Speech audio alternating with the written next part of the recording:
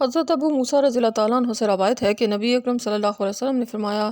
بے شک اللہ تعالیٰ رات کو اپنا ہاتھ دراز فرماتا ہے تاکہ دن کو برائی کا ارتکاب کرنے والا توبہ کر لے، اور دن کو اپنا ہاتھ دراز فرماتا ہے تاکہ رات کو برائی کا ارتکاب کرنے والا توبہ کر لے، یہاں تک کہ سورج مغرب سے طلوع ہو۔ ہاتھ پھیلانا کنایا ہے قبول توبہ سے، جیسے کسی چیز کو لینا ہو تو ہاتھ پھیلائے جاتے ہیں اور نہ لینا ہو تو قبض کر لیے جاتے ہیں۔ رہی یہ بات کہ اللہ تعالیٰ اپنے ہاتھ کس طرح پھیلاتا ہے، تو اس کی کیفیت ہم نہیں جان سکتے، تاہم اس میں اللہ کی صفت کا بیان ہے جس پر بغیر کسی تعویل یا تشبیہ کے ایمان رکھنا ضروری ہے، جس طرح اس کی دوسری صفات پر ایمان ضروری ہے۔ اللہ تعالیٰ کی طرف سے ہاتھ پھیلانے یعنی قبول توبہ کا سلسلہ جاری رہے گا یہاں تک کہ قیامت کے قریب جب سورج مشرق کے بجائے مغرب سے طلوع ہوگا تو یہ سلسلہ موقوف ہو جائے گا، اور اس کے بعد کسی کا ایمان لانا اور توبہ کرنا قبول نہیں ہوگا۔ اس لیے انسان کو توبہ کرنے میں تاخیر نہیں کرنی چاہیے، اور توبہ بھی وہ جو صحیح توبہ ہو۔